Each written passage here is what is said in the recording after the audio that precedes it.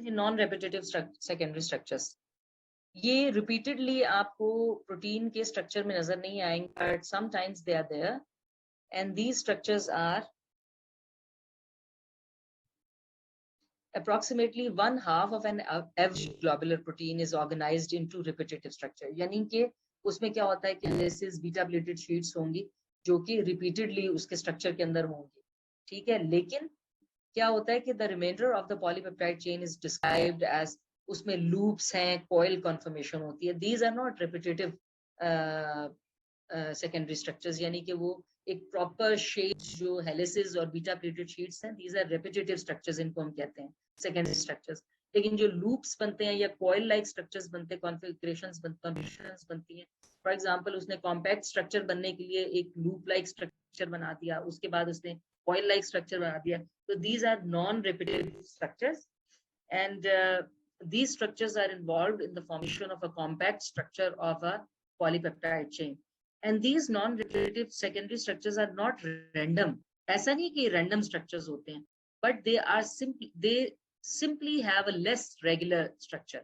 यानी कि जो हेलिसेस हैं जिस तरह उनका तो एक प्रॉपर एक रेगुलर स्ट्रक्चर है, इसी तरह से बीटा प्लेटेड शीट्स एक रेगुलर स्ट्रक्चर है, लेकिन जो लूप्स बनेंगे या कॉइल्स बनेंगे वो एक सिर्फ उसको बेंड टर्न देने के लिए या कॉम्पैक्ट स्ट्रक्चर बनाने के लिए होते हैं, and they are not that much specific repeated structures, इसीलिए हम उनको नॉन रिपीटेटिव सेकेंडरी स्ट्रक्चर्स कहते हैं। लेकिन ऐसा नहीं है कि हैज़ार्ड स्ट्रक्चर्स होते हैं, रैंडम कॉइल्स भी बनते हैं, but these random coils are those coils which are formed due to the protein denaturation. यानी प्रोटीन जब डीनेचर होती है तो उस सारी secondary, tertiary, quaternary level of structure is distorted, that is lost, and then the protein, it is a polypeptide chain, definitely acquires a structure of a random coil. तो वो random होता है, उसमें कोई वो प्रॉपर अरेंजमेंट नहीं होती. Why it does not attain its shape again, although there is a sequence of polypeptide amino acids still there, लेकिन वो दोबारा से वही वाली शक्ल क्यों नहीं अटेन कर लेती? ये जब हम प्रोटीन फोल्डिंग पढ़ेंगे तो उसमें you will know the answer to this question. और सुपर सेकेंडरीज इनको हम मोटिफ्स भी कहते हैं. ये क्वेश्चन यूनिवर्सिटी में आ जाता है, what are super secondary structures या व्हाट आर मोटिफ्स. तो आपको ये पता होना चाहिए कि मोटिफ्स या सुपर सेकेंडरी स्ट्रक्चर्स ये अलग से क्वेश्चन पूछा जाता है यूनिवर्सिटी क्वेश्चंस के अंदर. So you should know the answer. Basically, super secondary structures are the global proteins and they are constructed.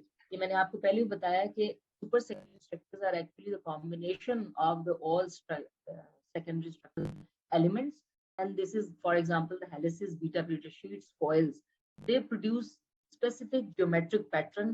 और उस पैटर्न को जिसके अंदर आपके पास हेलिसेस भी हैं, कॉइल्स भी हैं, आपके पास शीट्स भी हैं, और या फिर coiled helices two helices and coils का कॉम्बिनेशन होगा, या हेलिसेस कॉइल और शीट्स का कॉम्बिनेशन होगा, and finally a geometric pattern is attained which is named as motif, and these form primarily the core or the interior region of the protein molecule.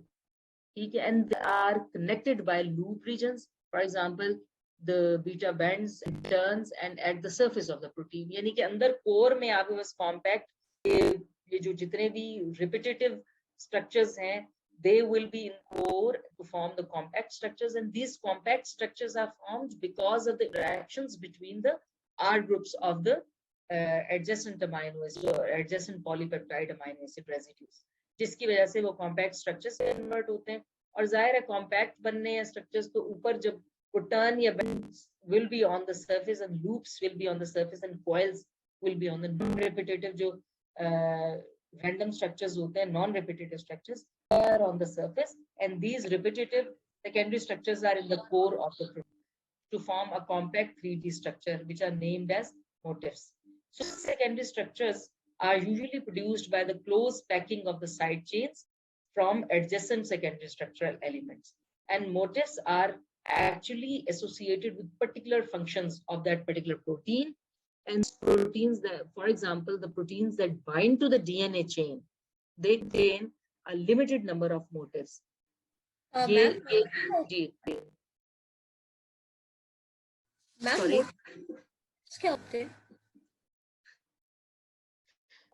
ये पहली slide ये देखो ना, super secondary structures और bacteria में मैंने लिखा motifs. Super secondary structures are actually globular proteins, या motifs are actually the globular proteins constructed by a combination of all secondary structural elements.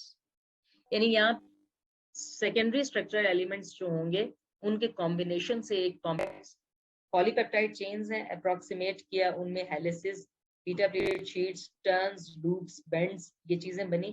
अब bends और turns आपको क्यों चाहिए? किसी भी प्रोटीन को compact form में convert करने के लिए bends और turns चाहिए. और बेंड्स और टर्न्स कब बनेंगे? आर ग्रुप्स जो हैं वो डिटरमिन करेंगे कि इस प्रोटीन ने कॉम्पैक्ट स्ट्रक्चर अटेन करना या नहीं करना. अगर उसके आर ग्रुप्स ऐसे हैं जो फैसिलिटेट करते हैं आपस में इंटरेक्शन को, आपस में कॉम्पैक्शन को, आपस में बॉन्ड फॉर्मेशन को, तो वो कॉम्पैक्ट स्ट्रक्चर में कन्वर्ट होंगे. ठीक है, तो वहां पे जो मोस्टली जो रिपीटेटिव सेकेंडरी स्ट्रक्चर्स होते हैं like helices, beta pleated sheets, they are mostly in the core, और सरफेस पे जाहिर है बैंड्स टर्न आपके सरफेस पे आ जाते हैं. And these structures are formed due to the R groups approximation. जैसे ही आपके आर ग्रुप्स करीब आते हैं तो they interact with one another and they try to form the globular structures. ठीक है, और इनको हम मोटिव्स कहते हैं, ये सुपर सेकेंडरी स्ट्रक्चर्स कहते हैं. और ये मोटिव्स बनते हैं, they are associated with specific particular functions of the proteins. और जो ये प्रोटीन्स मोस्टली जो DNA that bind to the DNA, they contains motifs. इन मोटिव्स के through they will bind to the DNA and they will bind to the regulatory elements. For example, helix, loop, helix, ये एक motive है जिसमें helical structure है, ये भी helical structure है, and these two helices are connected through a loop. यानी एक हेलिकल स्ट्रक्चर बना, फिर एक लूप लाइक स्ट्रक्चर बन के फिर हेलिक बना, तो ये आपस में क्या हुआ? कॉम्पैक्ट हो गया. अदरवाइज तो हेलिकल स्ट्रक्चर स्ट्रेट ही बनेगा ना, एक straight helical coil like structure होगा. जब उसने ग्लोबुलर फॉर्म में कन्वर्ट होना है तो उसको कहीं ना कहीं बेंड टर्न लेना पड़ेगा ना, ताकि वो अप्रोक्सीमेट करें. And this approximation is because of the R groups which are present on these coils. They are extended outside, and when these coils they are approximated one with due to this coil formation, ये उससे करीब आएंगे और are group की interaction होगी and they will form globular structures. This is one of the motif which exhibit a helix, loop, helix motif. ठीक है, और ये हमारी जो है ना, this is a protein which functions as transcription factor. So these motifs are the proteins. Specific functions होते हैं motif proteins के, जिनके अंदर combination of all types of secondary structure, उनको हम कहते हैं सुपर सेकेंडरी स्ट्रक्चर्स. और ये सुपर सेकेंडरी स्ट्रक्चर्स जो कि कंबाइन करते हैं these all secondary structures, they combine to form globular protein like structures जो हम मोटिव कहते हैं. और मोटिव के स्पेसिफिक फंक्शंस होते हैं जो कि मोस्टली ये मोटिव्स के थ्रू ही डीएनए के साथ बाइंड करती हैं प्रोटीन्स. मोटिव्स थ्रू ही ये जो ट्रांसक्रिप्शन फैक्टर्स हैं जितने भी, वो जब तक डीएनए के साथ बाइंड नहीं करेंगे ट्रांसक्रिप्शन को हेल्प नहीं करते, वो स्टार्ट नहीं करते, इनिशिएट नहीं करते. डिटर्मिनेशन फैक्टर्स हैं, ट्रांसक्रिप्शन फैक्टर्स हैं, एनहांसर्स हैं, सप्रेसर्स हैं, ये सारे factors they bind to the DNA through motifs. ठीक है, तो motifs are actually the super secondary structures which are formed due to the with the combination of all types of secondary structures. ठीक, आगे समझ बेटे आपको, या कुछ और अभी समझना चाह रही है इसमें? मैम समझ आ गई. चलो अब आगे चलते हैं. जो टर्शरी स्ट्रक्चर है, basically primary structure of a polypeptide chain determines it's tertiary structure. ऐसा ही है ना कि किसी भी प्रोटीन का टर्शरी स्ट्रक्चर कैसा होना है, वो उसमें सीक्वेंस ऑफ अमाइनो एसिड्स जो होंगे, sequence of amino acid is name as primary structure in a polypeptide chain. और प्राइमरी स्ट्रक्चर वही जो अमाइनो एसिड का सीक्वेंस है वही डिटरमिन करेगा कि किसी प्रोटीन का टर्शरी स्ट्रक्चर कैसा हो. और tertiary structure basically refers to both the folding of domains and the final arrangement of the domain in a polypeptide chain.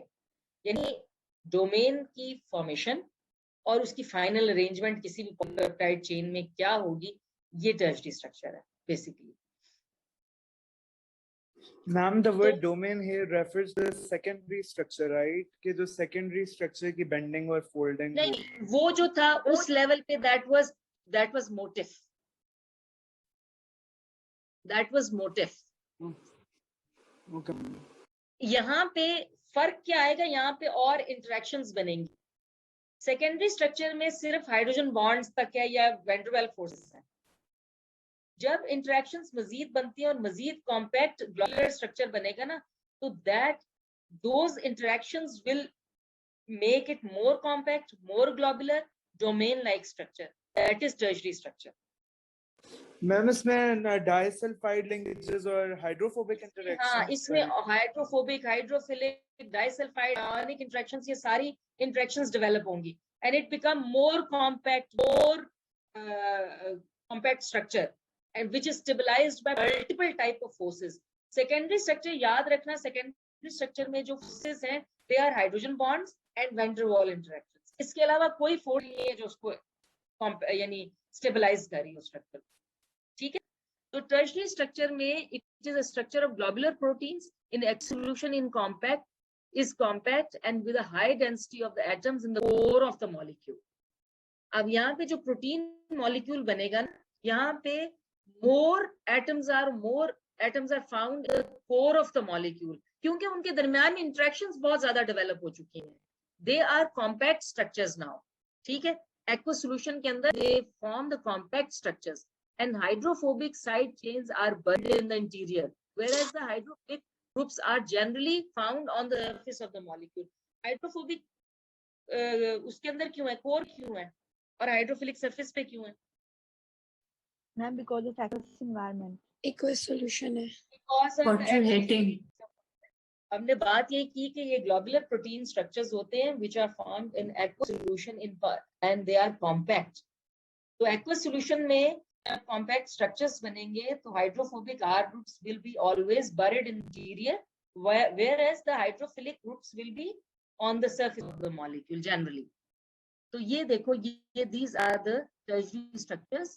ये इस तरह से globular compact protein structures बनते हैं, और this is the structure of cytochrome C actually, and this is lysozyme and this is ribonuclease structure. ठीक है, और इसमें अदरवाइज आप देखो तो इसमें हेलिसेस भी आपको नजर आ रही है कुछ में, या आपको लूप्स और टर्न्स और बेंड्स भी नजर आ रहे हैं। इसमें आपको ये देखो, ये शीट्स भी नजर आ, sheets are always indicated by these broad arrows and these are helices and then loops and turns are there. यहाँ पे भी आपको हेलिसेस, बेंड, लूप्स नजर आ रहे हैं। ठीक है, तो these are actually further compaction of the structure, formation of the globular proteins in the aqueous environment in which there are hydrophilic residues. R groups are in the core of the protein, hydrophobic in the core and hydrophilic on the surface. अच्छा, domain क्या है? Basically हम ये कह रहे हैं कि जो domains are the fundamental, functional and 3-dimensional structural units of a polypeptide. यानी एक डोमेन जो होता है जब वो बनता है तो basically it is capable of performing a specific function. अब ये किसी भी प्रोटीन में फॉर एग्जांपल 2 या 3 या 4 या 5 डोमेन्स बनते हैं, तो जरूरी नहीं है कि सबके सब डोमेन्स एक ही फंक्शन परफॉर्म करें। ये हर डोमेन इंडिविजुअल कैपेबल है to perform a specific function. ठीक है, तो वो सेम फंक्शंस भी परफॉर्म कर सकते हैं, वो डिफरेंट फंक्शंस भी परफॉर्म कर सकते हैं डोमेन्स। तो पेप्टाइड चेन जिसमें 200 अमीनो एसिड्स और ग्रेटर अमीनो एसिड्स होंगे than the 200 amino acids in length, they generally contain 2 or more domains, और अगर इससे छोटी है तो जनरली वो सिंगल डोमेन होगा उसका। ठीक है, अच्छा, the core of the domain is from combination of super secondary structural elements. Motifs वहां पे बनेंगे, मोटिव्स उसके कोर के अंदर है, यानी उसमें वही सारे repetitive super secondary structural elements हैं सारे के सारे with further interactions, and folding of the peptide chain with in a domain usually independently of the folding in other domain. यानी हर डोमेन अपना अलग से उसकी फोल्डिंग है, अलग से उसकी 3-dimensional स्ट्रक्चर है, और कौन डिटरमिन करेगा इसका 3-dimensional स्ट्रक्चर या उस पर्टिकुलर डोमेन की फोल्डिंग को? Who will determine? The structural units of polypeptides. Yes, the amino acid residues in that particular domain will determine how what type of domain is formed in this particular specific polypeptide segment. And each domain is structurally independent of the other domain in a polypeptide chain. एक ही polypeptide chain में अगर 2 या 3 या 4 domains बनते हैं, every domain structure is independent, its function is independent, so they are structurally and functionally independent units. Interactions which stabilize the tertiary structure, they are hydrophobic interactions, ionic interactions or salt bridges, hydrogen bonds, disulfide bonds.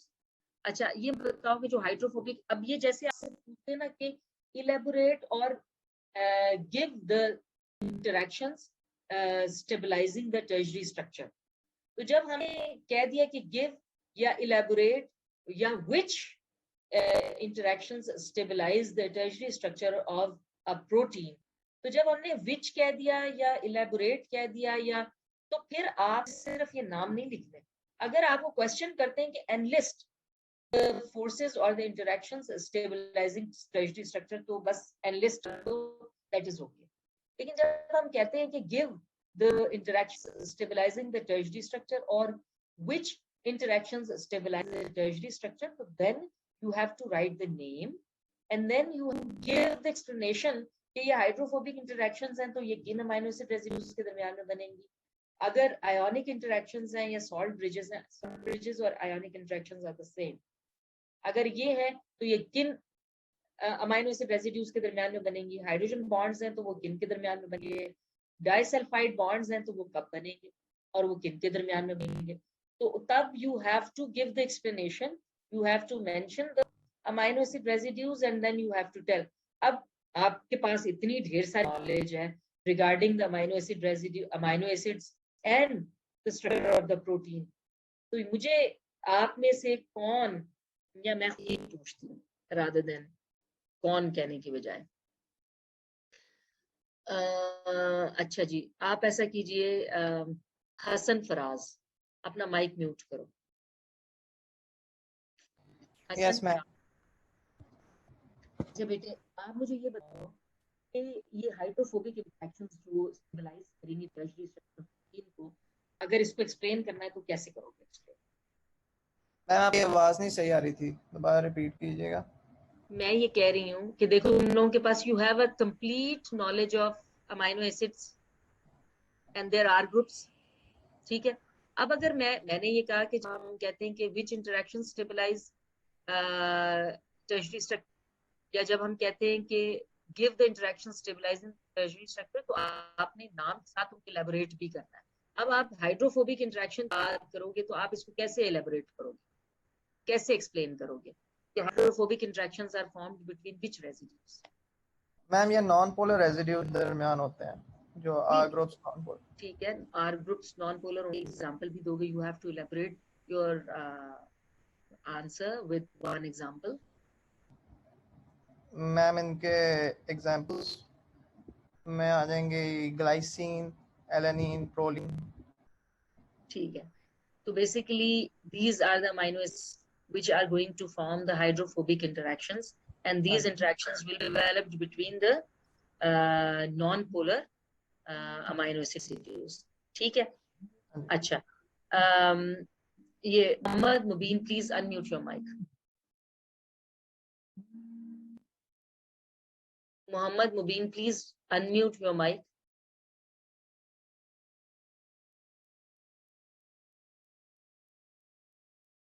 So it means you are not there.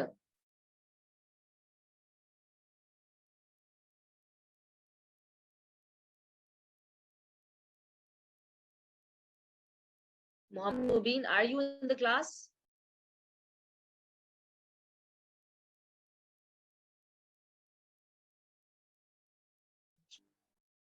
Mohammed Sabi, bete, are you in the class? Mohammed Sabi, please unmute your mic.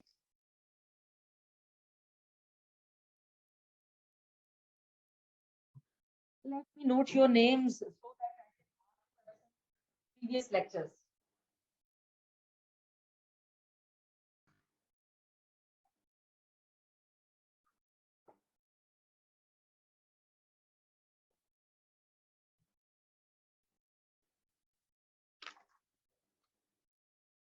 Muhammad, Neen, Muhammad, Sabi. ये GR please आप इनके नाम note कर लीजिए and let them know they will not be marked present in the previous lectures of protein history. Okay, ma'am. ये इनके आप नाम नोट कर लीजिएगा और उसके बाद ना मुझे इसकी मैं खुद भी नोट कर वैसे रोल नंबर के साथ इनकी मुझे वो भिजवा दीजिएगा एक तस्वीर भिजवा दीजिएगा इन रोल नंबर्स की जिनके जो अभी रिस्पॉन्ड नहीं कर रहे। अच्छा जी अब ऐसा कीजिए हारिस हारिस खालिद अनम्यूट कीजिए अपना माइक।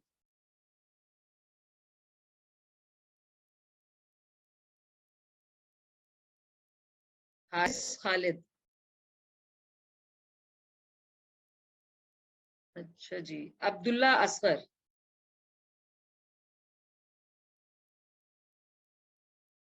ये सबके सब क्लास में नहीं है इस वक्त।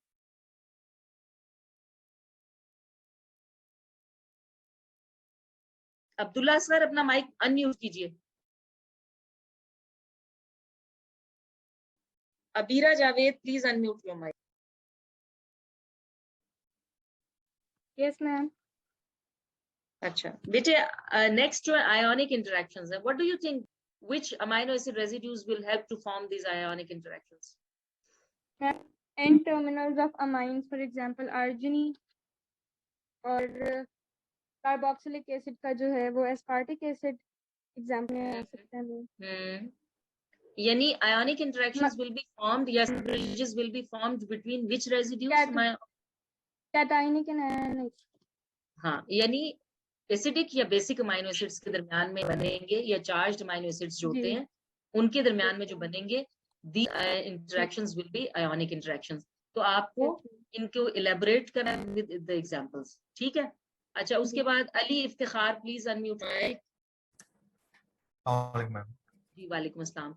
बेटे हाइड्रोजन बॉन्ड्स जो होंगी they will be formed between which amino acid residues how they will be formed? It will be formed by oxygen or nitrogen bond. Of? Ma'am, of course, R groups and carbox. तो basically जो hydrogen bonds बनते हैं are formed between the oxygen and hydrogen of amino group of the carboxylic and amino terminal of amino acid residues ठीक है। अच्छा उसके बाद आमना Afzal unmute कीजिए अपना mic.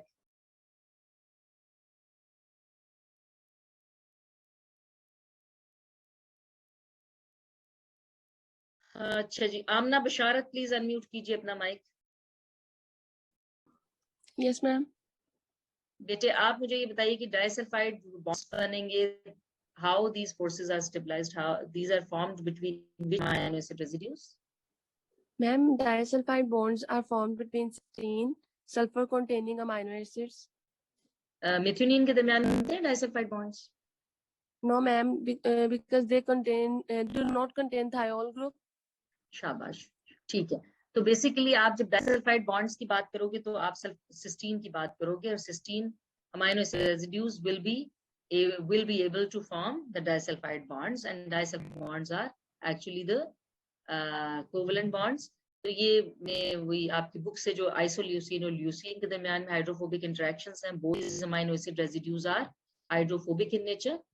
Then are the hydrogen bonds are formed between the oxygen and the hydrogen of groups, and these are formed between all those amino acid residues or R groups which contain oxygen and hydrogen in their R groups. उसके बाद फिर जो ionic bridges or salt bridges are formed between the acidic and the basic amino acids. They have both positive and negative charges. जहाँ पे भी होंगे they will form ionic interactions.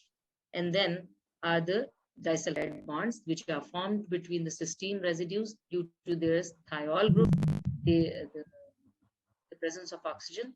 These disulfide bonds are formed. So when we talk about the interactions which are being developed in the or which are stabilizing the tertiary structure of the amino acid residues or polypeptide chain, तो वहाँ पे you have to name them and you have to explain them and you have to elaborate those interactions with the example of amino acid. और आपने बताया है कि ये interactions कौन-कौन से amino acid residues के दरमियान में develop होती है. जी. मैम ये हाइड्रोफोबिक इंटरेक्शन ग्रुप की वजह से होती हैं, इस बात की समझ नहीं आई. हाइड्रोफोबिक इंटरेक्शंस किसकी वजह से होती हैं? आर ग्रुप की वजह से, नॉन पोलर होने की वजह से. नॉन पोलर आर ग्रुप्स होते हैं ना, जो वो क्या करते हैं, वो हाइड्रोफोबिक जितने भी मॉलिक्यूल्स होंगे वो आपस में एक दूसरे को अट्रैक्ट करते हैं अपनी तरफ. हाइड्रोफिलिक जितने भी होते हैं they attract, they form, they are water lovers, so they form bonds with the water. They are hydrophilic.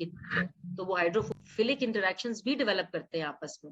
और हाइड्रोफोबिक जो फैट लवी हैं, they will form hydrophobic interactions. तो आर ग्रुप्स जिनके हाइड्रोफोबिक होंगे नेचर में, they will interact with one another to form two hydrophobic interactions. इसमें क्या ना समझने वाली बात है? मैम नॉन पोलर के साथ इंटरेक्ट करेंगे ना? बिल्कुल, क्योंकि वो दोनों नॉन पोलर है ना, हाइड्रोफोबिक हैं आर ग्रुप्स, तो वो आपस में इंटरेक्ट करेंगे और पोलर के साथ इंटरेक्ट करेंगे. अच्छा, अब अगर थोड़ा सा डायग्रामेटिकली इसको देख लो तो this is polypeptide chain. Polypeptide chain is then arranged into secondary structures. either can be beta butyl sheets or they can be helical structures, they can be loops, they can be turns. और उसके बाद further interactions will make compact structures which are domains, and these domains are formed, and then finally three dimensional structure is formed. So this is the tertiary level of structure. ठीक है. उसके बाद जाता है quaternary structure. Quaternary structure क्या है कि ये जब different पॉलीपेप्टाइड चेन्स दो या दो से ज्यादा आपस में इंटरेक्ट करते हैं, and they can be structurally totally identical with one another or they can be totally unrelated. Structurally जरूरी नहीं है कि वो बिल्कुल सेम हो, एक जैसी हो, एक जैसा काम करती हो, जरूरी नहीं है. वो डिफरेंट भी हो सकते हैं, but they interact with one another to perform a function which is in combination. For example, जिस तरह से आप अगर हीमोग्लोबिन का स्ट्रक्चर आप लोगों ने हीमोग्लोबिन में बेसिकली 4 polypeptide chains होती है, and these 4 polypeptide chains they interact with one another to perform as a function of one hemoglobin molecule. तो वो हर चेन अपना इंडिविजुअल फंक्शन परफॉर्म करती है, but they work with one another in collaboration with one another. बहुत दफा ऐसा होता है वो सारी की सारी जो चेन्स होती हैं they perform the identical function, लेकिन वो सिर्फ उस एक्टिविटी का क्वांटिटी को इंक्रीज करती है. और कभी कभी ऐसा भी होता है कि वो सारे सेगमेंट्स या पॉलीपेप्टाइड चेन्स आपस में मिलती हैं और वो हर पॉलीपेप्टाइड चेन एक डिफरेंट काम करती है, लेकिन इन कोलैबोरेशन वो उस प्रोटीन का पूरा काम है कि वो एक पार्ट एक काम करता है, दूसरा पार्ट दूसरा काम करता है, तीसरा पार्ट तीसरा काम करता है. लेकिन जब तक ये तीनों या चारों या पांचों इकट्ठे ही होंगे, they will not be able to perform the function of that particular protein. For example, ये जो fatty acid synthase enzyme है, उसके अंदर 7 different proteins हैं जो या पॉलीपेप्टाइड सब यूनिट्स होते हैं, आपस में इंटरेक्ट करते हैं और फैटी एसिड सिंथेसिस में हेल्प करते हैं. तो फिर डिफरेंट डोमेन्स होते हैं, जो डिफरेंट डोमेन्स उसी प्रोटीन का पार्ट है, फैटी एसिड सिंथेज एंजाइम का पार्ट है, लेकिन हर डोमेन डिफरेंट रिएक्शन कैटलाइज कर रहा होता है, but they have to work together to form the one synthesis of fatty acid. अगर हीमोग्लोबिन को आप देखो तो हीमोग्लोबिन में 4 पॉलीपेप्टाइड चेन्स हैं, चारों का काम ऑक्सीजन मॉलिक्यूल को कैरी करके ट्रांसफर करना ही है, लेकिन जब वो चारों मॉलिक्यूल्स आपस में इकट्ठे मिलके काम करते हैं तो they work in cooperation with one another, they cooperate in their activity, so they are working collaboratively, they are working in cooperation, they are working as one group. तो quaternary structure of level क्या है? इसमें different polypeptide chains, 2 or more polypeptide chains, structurally identical or totally unrelated, they work together. and the arrangement of these polypeptide subunit is called the quaternary structure of protein. बेटा आप में से किसी का mic unmute है जिसमें शोर है, उसको म्यूट कर दीजिए प्लीज। क्वाटरनरी स्ट्रक्चर जो है इसमें जो सब यूनिट्स हैं they are held together by non covalent interactions. ये याद रखिएगा कि क्वाटरनरी स्ट्रक्चर में जो डिफरेंट पॉलीपेप्टाइड चेन्स होंगी दे उनको हम सब यूनिट्स कहेंगे, क्योंकि वो सब के सब आपस में कोलैबोरेट करते हैं to work to perform their function. तो ये सारे सब यूनिट्स जो होंगे they will be held together through non covalent interactions. अब वो नॉन कोवेलेंट इंटरेक्शंस कौन कौन सी हो सकती है? कोई आप में से कोई अकलमंद?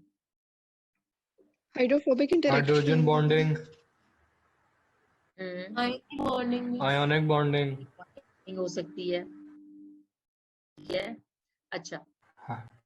अब सब यूनिट्स आइदर फंक्शन इंडिपेंडेंटली और कोऑपरेटिवली, यानी कि वो हर यूनिट अपना अपना फंक्शन काम करेगा, अपने हिस्से का काम करके अगले वाला अपने हिस्से का काम करेगा, सब अपना अपना काम करेंगे, किसी से गर्ज नहीं होगी। लेकिन जब तक वो अपना, फॉर एग्जांपल आप इसी एग्जांपल एक फैक्ट्री से ले लो, एक फैक्ट्री में हर डिफरेंट यूनिट्स होते हैं, हर यूनिट में एक स्पेसिफिक काम हो रहा होता है, लेकिन ऐसा नहीं है कि अगर एक यूनिट का काम नहीं होगा तो अगले यूनिट का काम चलेगा। वो सबका काम जब तक नहीं होगा वो प्रोडक्ट नहीं बनता, लेकिन हर यूनिट अपना इंडिपेंडेंट काम कर रहा होता है।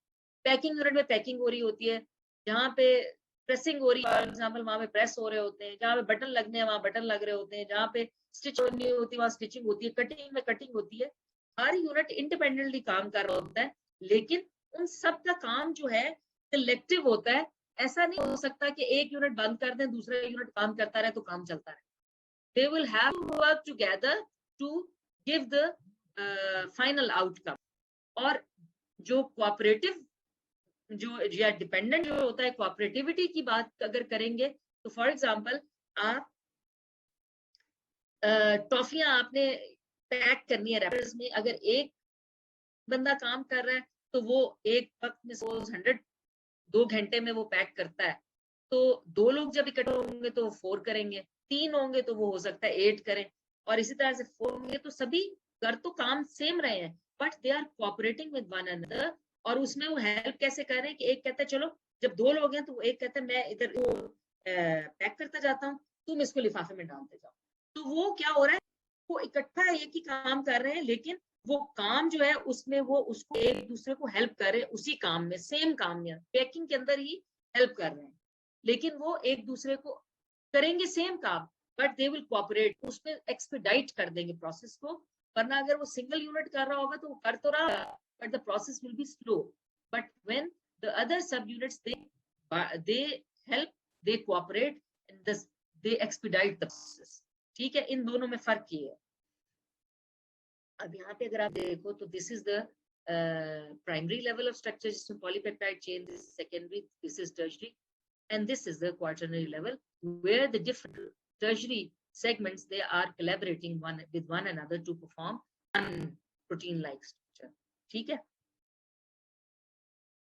यहाँ पे सही जवाब कौन देगा? फाइजा अरशद, अनम्यूट करो अपना माइक। इसमें बता दो सही जवाब क्या है।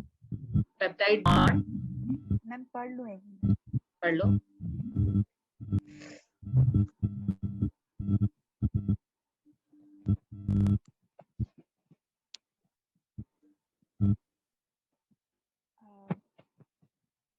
मैम ईटा ई वाला ऑप्शन वाला क्या ऑप्शन है?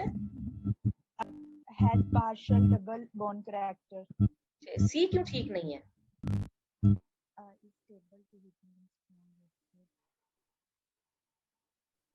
जब आप स्ट्रॉन्ग एसिड्स के साथ हीट करेंगे तो ये स्टेबल नहीं रहता, ये टूट जाता है। डी क्यों ठीक नहीं है? मैम क्योंकि वो हमने पढ़ा है, इसकी कैरेक्टरिस्टिक है पेप्टाइड बॉन्ड की, वो ट्रांस में एग्जिस्ट करता है, सिस में एग्जिस्ट नहीं करता। ट्रांस में करता, चलिए ठीक है। अनम्यूट कर दो अपना माइक।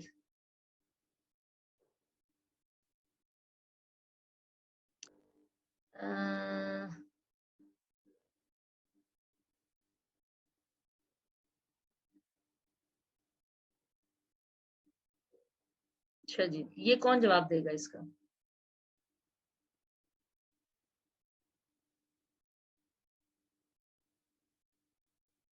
आयशा तारिक, अपना म्यूट अनम्यूट करना है। Ayesha,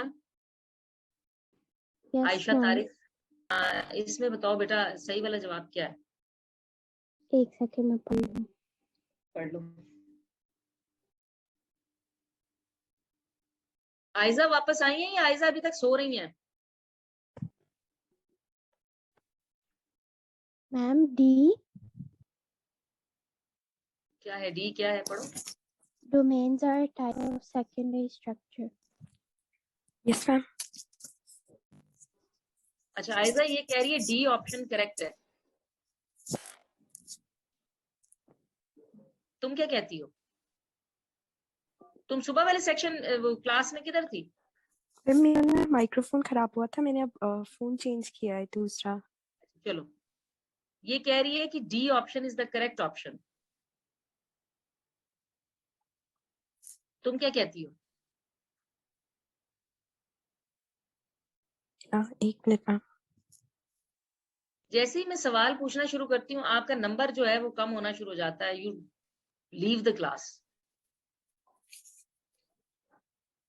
ma'am I think D है। डी है? मैम सी, बी बेंजोइन कंटेन प्रोलीन। हाँ सी है। अच्छा डी क्यों नहीं है? Why not D?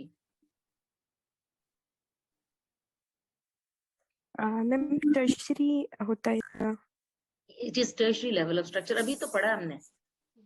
जो सेकेंडरी लेवल ऑफ स्ट्रक्चर है वो that is motif, super secondary structures है।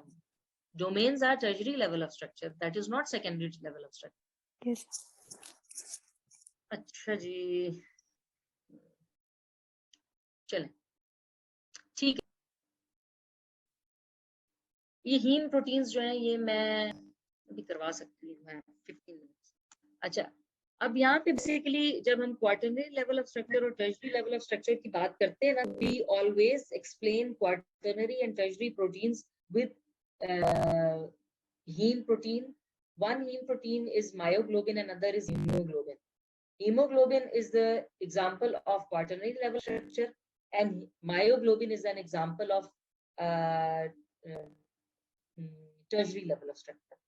तो basically myoglobin को अगर देखो तो उसका जो that is also oxygen carrier protein, और जो hemoglobin होती है that is also oxygen transporter in the blood, और जो myoglobin है that is a muscle protein which carry oxygen. तो और जो hemoglobin होता है that carries oxygen in the blood and transports oxygen from lung to the peripheral tissue and carbon dioxide from peripheral tissue to the lung. तो basically transport protein है। और अगर आप मायोग्लोबिन का स्ट्रक्चर देख लो तो मायोग्लोबिन का जो स्ट्रक्चर है that is one domain of the hemoglobin structure. तो हीमोग्लोबिन में उसी तरह के 4 पॉलीपेप्टाइड चेन्स हैं जो कि इंटरैक्ट करती हैं to perform the transport function of the haemoglobin, और मायोग्लोबिन में उसी तरह की एक पॉलीपेप्टाइड चेन है जिसका स्ट्रक्चर बिल्कुल सेम है। तो heme protein, these are examples of heme proteins. आपको usually quaternary level of structure पूछते हैं और कहते हैं कि elaborate the structure with the help of an example, तो आप मायोग्लोबिन के एग्जांपल से वो इलैबोरेट करते हो उसके स्ट्रक्चर को। और अगर टर्शियरी लेवल ऑफ स्ट्रक्चर पूछेंगे तो वो कहेंगे elaborate the tertiary structure with one example or with reference to the structure of myoglobin, and elaborate quaternary level of structure with reference to hemoglobin structure. तो आप तो दोनों का जवाब सेम होगा, क्वेश्चन सिर्फ पूछने का तरीका डिफरेंट है। तो heme proteins actually are a complex of protoporphyrin and ferrous iron. मतलब these proteins they have heme and they have iron in conjugation with the heme proteins with the heme. So heme proteins are the proteins which contain heme and iron in them. The iron is held in the center of the heme molecule by bond to the 4 nitrogen of the porphyrin ring. So heme molecules basically क्या हैं? They are protoporphyrins and ferrous iron. So iron is held on the heme molecule by 4 nitrogen atoms of the porphyrin ring.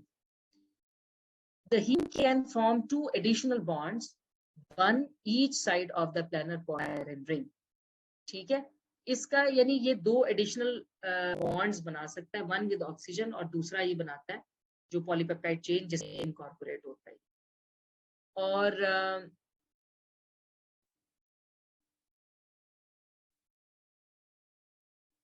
in myoglobin and hemoglobin, one of these positions is coordinated to the side chain of the histidine residue of the globin molecule, whereas the other position is available to bind with the oxygen. वो ये कह रहे हैं कि ये haem जो iron जो होता है ये 2 एडिशनल बॉन्ड्स बना सकता है। एक तो उसने हीम मॉलिक्यूल के साथ अपना इंटरेक्ट किया, उसके अलावा 2 ही एडिशनल बॉन्ड्स बना सकता है। मायोग्लोबिन और हीमोग्लोबिन की में ये जो आयरन होता है ये किसके साथ बना सकता है? एक ऑक्सीजन के साथ बना सकता है और दूसरा वो histidine residues of the globin molecule, यानी जो हीम जिस ग्लोबिन चेन के अंदर अटैच्ड है ये आयरन के थ्रू उसके साथ लिंक करता है थ्रू द हिस्टिडीन रेजिड्यूज, और दूसरा ये बाइंड करता है विद ऑक्सीजन। तो बेसिकली जो हीम प्रोटीन्स हैं वो हीमोग्लोबिन या मायोग्लोबिन में इनकॉर्पोरेट करती हैं थ्रू दिस आयरन मॉलिक्यूल, और iron bind with histidine residue of that polypeptide chain, और दूसरी तरफ वो कैपेबल होता है to bind one molecule of oxygen. अच्छा, अब ये जो मायोग्लोबिन होता है, myoglobin is a haem present in the heart and the skeletal muscle. It functions both as reservoir of the oxygen and as an oxygen carrier, hence increasing the rate of transport of oxygen within the muscle cell. So myoglobin is actually a heme protein which is capable of binding the oxygen and transporting the oxygen. अब अगर आप myoglobin के structure को देखो तो इसमें we'll talk about the helices, we'll talk about the polar and the non-polar side chain, and we'll talk about the binding of the heme group. ठीक है, तो इसमें बेसिकली अगर मैं आपको इसका स्ट्रक्चर दिखाती हूँ, अगर आप ये देखो तो this is structure of myoglobin. Myoglobin में अगर आप ये देखो तो ये हेलिकल स्ट्रक्चर है, और इसके अगर आप सेगमेंट्स देखो इस हेलिकल स्ट्रक्चर के तो 1 2 3 4 5 6 7 8। So this polypeptide chain, which has alpha helical structure, it has 8 segments, and these segments are named as A to H. यानी इस बैंड्स और टर्न्स से इसने अपना ग्लोबुलर स्ट्रक्चर जो बनाया है, इसमें हम इस पॉलीपेप्टाइड चेन की जो ग्लोबिन चेन है, it has 8 segments A, B, C, D, E, F, G, H। और ये आप देखो तो इस ग्लोबिन चेन के अंदर this is the haem molecule. और अगर इस थोड़ा सा हम इलेबोरेट करके इस डायग्राम को देख लें तो आप ये देखो तो इसमें क्या है, this is the haem molecule and it is bound to the iron molecule, and this iron molecule along with binding to the heme molecule, it has 2 additional binding sites. One, it binds with the histidine residue. Histidine residue कहाँ पे होगा? is a amino acid residue ना, तो it is on the polypeptide chain, यानी वो जो segments बनेंगे globin chain के उसमें जो हिस्टिडीन रेजिड्यू ये उसके साथ बाइंड करेगा, और दूसरी तरफ ये iron is capable of binding the oxygen molecule. तो ये ऑक्सीजन के साथ ये बेसिकली अगर आप देखो तो it is a polypeptide chain which has 8 segments and it is a globular structure and it has haem molecule in its centre. एक कप लाइक स्ट्रक्चर बनाया गया जिसके अंदर में हीम मॉलिक्यूल है, और हीम कंटेन्स आयरन, और आयरन एक्चुअली बाइंड करता है इस मायोग्लोबिन चेन के साथ। एक तरफ वो इसके हिस्टिडीन रेजिड्यू के साथ बाइंड करता है, दूसरी तरफ it binds, it is capable of binding oxygen. तो ऑक्सीजन बेसिकली मायोग्लोबिन में बाइंड करती है on iron of the haem group. ठीक है, तो इट इज अ मायोग्लोबिन, इसको हीम प्रोटीन इसीलिए कहते हैं। It has globin chain and it contains one heme molecule which is associated with iron, and iron, through this iron it is capable of binding with this globin chain. So this is a structure of myoglobin. So myoglobin का structure आप देखो तो this one polypeptide chain with one heme molecule, and one polypeptide chain is capable of binding one molecule of oxygen. अगर आप haemoglobin के structure को जरा compare करो तो हीमोग्लोबिन स्ट्रक्चर कैसा है? हीमोग्लोबिन के स्ट्रक्चर के पास जब आप हीमोग्लोबिन का स्ट्रक्चर इलेबोरेट करोगे तो इसके पास मायोग्लोबिन जैसे और 4 पॉलीपेप्टाइड चेन्स है. It is a tetrameric molecule. It has 4 molecules और ग्लोबिन चेन्स लाइक मायोग्लोबिन. ठीक है. और अगर आप इसको देखो तो इसके पास, इसका ये मतलब हुआ कि इसके पास हर ग्लोबिन चेन में एक हीम मॉलिक्यूल है और हर heme molecule is capable of binding one oxygen molecule. It means one myoglobin molecule is capable of binding one oxygen molecule, but one hemoglobin molecule is capable of binding how many oxygen molecules? 4. क्योंकि इसके पास 4 binding sites हैं oxygen. ठीक है. तो आपने जब myoglobin और haemoglobin का स्ट्रक्चर कंपेयर करोगे तो आपने कंपेयर क्या करना है, आप कहोगे कि जो सिंगल जो ग्लोबिन चेन है वो उसी तरह से 8 हेलिसेस है, उसके अंदर मॉलिक्यूल है, वो आयरन है, आयरन हिस्टीडीन रेसिड्यूज के साथ बाइंड करता है प्लस ऑक्सीजन के साथ बाइंड करता है. इसी तरह की 4 चेन्स जब आपस में कोलैबोरेट करती हैं नॉन कोवलेंट इंटरेक्शन के थ्रू तो हीमोग्लोबिन बन जाता है. ठीक है. अब हीमोग्लोबिन का जो basically it contains 4 globin chain, 2 alpha and 2 beta chains. And hemoglobin is found exclusively in the red blood cells. And its main function is to transport. बेटे अपना mic unmute कीजिए. Its main function is to transport oxygen from the lungs to the capillaries of the tissue. अगर आप haemoglobin के different types देखो तो haemoglobin की different types होती हैं. एडल्ट हीमोग्लोबिन होता है, फीटल हीमोग्लोबिन होता है, A2 होता है और हीमोग्लोबिन A1C होता है. A1C आपने बहुत ज्यादा घरों में डायबिटिक जिनके घर में लोग पेशेंट्स होंगे ना, उन्होंने A1C का बहुत नाम सुना होगा. हीमोग्लोबिन A1C की क्या वैल्यू है जी, हीमोग्लोबिन A1C की क्या वैल्यू. तो हमारे बॉडी के अंदर जब फीटस होता है तो फीटस में जो मेन हीमोग्लोबिन टाइप है that is haemoglobin F type. लेकिन जो एडल्ट्स के अंदर मेनली जो हीमोग्लोबिन है that is A type and partly it is A2 type, very little of it, and A1C is 3 to 9%. So this is the ratio of different types of hemoglobin molecules in an adult. तो आप adult blood के अंदर जो main hemoglobin A है और इसमें जो composition है chains की that is alpha 2 and beta 2, यानी 2 alpha type chains होती हैं, 2 beta type chains होती हैं. Fetal hemoglobin में 2 alpha type हैं, 2 gamma type हैं. और A2 जो एडल्ट है उसमें डेल्टा टाइप है, अल्फा 2 वही रहेगी लेकिन डेल्टा टाइप है. और जो A1C ग्लूकोज जो हीमोग्लोबिन है it is glycosylated haemoglobin actually and it is a normal component of the haemoglobin, adult haemoglobin which is glycosylated due to the presence of glucose in the circulation.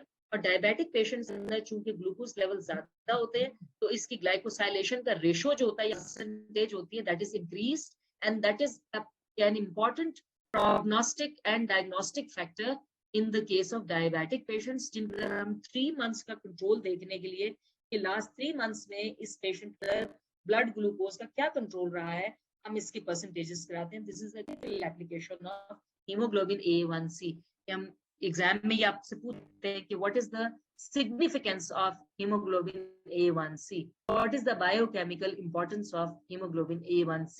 So basically it's glycosylated hemoglobin and it is bound to glucose in routine and your blood glucose levels are within the normal concentration. Its percentage is 3 to 9%. But when these levels are increased, the glycosylated hemoglobin increases in amount and its level increases. So we usually check the levels of A1C hemoglobin in diabetic patients to check or to assess the blood glucose regulation in these patients during the last 3 months period. 3 months period में क्यों कह रही हूँ? Blood and circulation पूरा पढ़ चुके हैं आप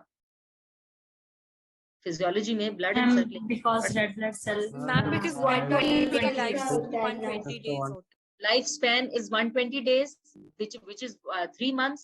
तो इन 3 months में जो हीमोग्लोबिन की ग्लाइकोसाइलेशन होती है वो हम देखते हैं कि लाइफ स्पैन 3 months का है तो उनका स्टे 3 months का सर्कुलेशन में उस टाइम में कितना ग्लूकोज इसके साथ बाइंड किया है. If it is more than वैसे तो ये 9% इज टू मच, ये बुक की आपकी वैल्यू है, अदरवाइज हम जो नॉर्मली लेते हैं रूटीन में इन healthy individuals, it is 6 up to 6% is safe, 6.5% and above is pre-diabetic, और अगर 9% इस तरह से तो that is diabetic patient. So basically we use these levels to diagnose and to assess the regulation of the blood glucose level during the last 3 months time period. ठीक है, तो अच्छा, अब hemoglobin A is the major hemoglobin in adults and it is composed of 4 polypeptide chains, 2 alpha and 2 beta, which are held together by non-covalent interactions. और इसमें stretches वही 8 आ जाते हैं, A B C D E. Pocket बनती है, pocket में haem molecule है, haem molecule में आयरन है, आयरन के through it can interact with the globin chain through histidine residue. ये एमसीक्यू में पूछ सकते हैं आपसे, विच रेजिड्यू के थ्रू ये इंटरेक्ट करता है हीम मॉलिक्यूल विद आयरन. और दूसरा जो साइट है इसकी, that is binding site for hemoglobin oxygen. और स्ट्रक्चरली और functionally it is tetrameric hemoglobin molecule जो होता है, it is functionally and structurally more complex than the myoglobin. वहां पे तो एक मॉलिक्यूल है, उसके पे बाइंड किया, एसोसिएट किया, डिसोसिएट किया, लेकिन यहाँ पे 4 मॉलिक्यूल्स हैं, 4 मॉलिक्यूल्स के साथ बाइंडिंग है. अगर आप ये देखो अनबाउंड फॉर्म में हीमोग्लोबिन की जो 2 चेन्स, जो 1 अल्फा 1 बीटा, ये दोनों मिलके एक आइडेंटिकल डाइमर बनाती हैं. और इसी तरह से अल्फा और बीटा 2 जो है, that is another identical dimer. Dimer means है तो ये टेट्रामेरिक प्रोटीन चेन्स हैं, और एक डाइमर बनता है अल्फा और बीटा 1 के दरमियान और दूसरा डाइमर बनता है अल्फा 2 बीटा 2 के दरमियान. तो इट हैज 2 डाइमर्स. तो अल्फा और बीटा के आपस में भी इंटरेक्शंस हैं, और एक डाइमर बनाया, और अल्फा और बीटा 2 की आपस की इंटरेक्शंस, और फिर ये दोनों मिलके इंटरेक्शंस बनाते हैं. So the 2 polypeptide chains within each dimer are held tightly together primarily by hydrophobic interactions. तो ये जो 2 डाइमर्स होते हैं, they are held together tightly by hydrophobic interactions. मैं यहाँ पे इसको ये स्ट्रक्चर कंप्लीट करके I'll finish with the lecture, और फिर कल मैं इसके जो फंक्शनिंग है, एसोसिएशन डिसोसिएशन, वो थोड़ा सा एक्सप्लेन करूंगी, and then we'll move the next folding of the protein.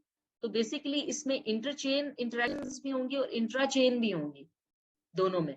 ठीक है, तो ionic hydrogen bonds also occur between the members of the dimer. तो ये सारी इंटरेक्शंस बेसिकली इस स्ट्रक्चर को स्टेबलाइज करती है. And the 2 dimers are able to move with respect to each other, being held together primarily by bonds. And the weaker interactions between these mobile dimers result in 2 dimer occupying different relative positions in deoxyhemoglobin as compared with the oxyhemoglobin. ये मैं कल explain करूंगी आपको. अभी तक जितना आपने पढ़ा है इसको कल पढ़ के आइएगा. Tomorrow we'll start with the previous lecture. मैं थोड़े से questions करूंगी and then we'll move to the next topic. ठीक है, तो कल हम इसको कंप्लीट करेंगे, plus we'll start with the protein folding. तो आप उसको देख के आइएगा. ठीक है, any question you want to ask, or otherwise I'll finish the lecture. मैं सिर्फ 2 डाइमर्स के बारे में आपने बताया था ना, इसको ये मैं रिपीट कर देना. कल दोबारा से इसको ठीक है. elaborate. Okay, thank you. इसको आप देख भी लें, समझ आ जाए तो ठीक है, नहीं आएगा तो I will explain again. Ma'am आपने कहा था कि हीमोग्लोबिन के जो डिफरेंट वो है, उनकी जो कॉन्सेंट्रेशंस होती हैं, उनसे ब्लड ग्लूकोज की लेवल्स की कॉन्सेंट्रेशन हम लाइक अंदाजा लगा सकते हैं. नहीं, मैंने जो हीमोग्लोबिन की डिफरेंट टाइप्स दिखाई ना आपको, उसमें A1C दिखाया मैंने आपको. This is the haemoglobin which is conjugated with glucose. It is adult hemoglobin which is conjugated with glucose. और ये एक नॉर्मल एक्टिविटी है हीमोग्लोबिन की, कि जब इसकी सर्कुलेशन में नॉर्मली जो कंसंट्रेशन हमें है ग्लूकोज की, उसमें 3 to 9% हीमोग्लोबिन जो होता है that is bound to glucose, और इट इज ग्लाइकोसाइलेटेड हीमोग्लोबिन, और ये नॉर्मल है. लेकिन जब ग्लूकोज के लेवल बढ़ेंगे ना, डायबिटिक पेशेंट्स में ग्लूकोज लेवल बढ़ जाते हैं, तो उसमें ये परसेंटेज भी इंक्रीज हो जाती है. तो हम फिर A1C के लेवल्स करते हैं डायग्नोज करने के लिए डायबिटीज को, और प्लस उन पेशेंट्स में जिनमें हम ट्रीटमेंट दे रहे होते हैं, तो हम देखना चाहते हैं कि लास्ट 3 मंथ्स में इसके लेवल्स की क्या रेगुलेशन रही है. अगर तो वो रेगुलेटेड नॉर्मल लेवल्स में रहे हैं, तो इसके लेवल्स जो होंगे that will not exceed with the normal binding fraction of this A1C. लेकिन अगर वो अनरेगुलेटेड रहे, ब्लड ग्लूकोज लेवल फ्लक्चुएट करते रहे हैं, तो ये परसेंटेज फिर ज्यादा हो जाएगी. तो फिर हम कहेंगे कि इसका रेगुलर जो 3 मंथ्स में जो कंट्रोल था दैट वाज नॉट गुड. और अगर वो विद इन नॉर्मल रेंज रहेगा तो हम कहेंगे yes in 3 months this patient was taking drug and he was controlling his or her blood glucose level और इसकी रेगुलेशन नॉर्मल रही है, तो दवाई की डोज जो हम दे रहे हैं वो ठीक है, मजीद कुछ करने की जरूरत नहीं है इस पेशेंट, ठीक है। तो नॉर्मली आप में ग्लाइकोसाइलेटेड हीमोग्लोबिन है लेकिन वो 6% ज्यादा एक्सीड नहीं करता। अगर वो उससे ज्यादा एक्सीड करे then there is a situation which is labelled as pre diabetic और डायबिटिक, कि इस इंडिविजुअल के अंदर ब्लड ग्लूकोज लेवल्स बहुत ज्यादा रहे हैं जिसकी वजह से हीमोग्लोबिन की ग्लाइकोसाइलेशन जो थी कॉन्जुगेशन विद ग्लूकोज वो ज्यादा हुई है, ठीक है जी। Thank you ma'am. Ma'am, over here they're talking about fractions of total hemoglobin. So, like, are these fractions of the adult hemoglobin? जी बेटा, ये एडल्ट्स में होते हैं। ये मेनली आपके पास जो हीमोग्लोबिन है that is a type, less than 2% is F type, 2 to 5% is A2. Glycosylated A hemoglobin is this much percent. Okay, so these are all in the adult hemoglobin. Yes, even the these are all present in our blood circulation. इस ratio में 90% जो adult haemoglobin होता है आपके पास, ठीक है। अल्लाह।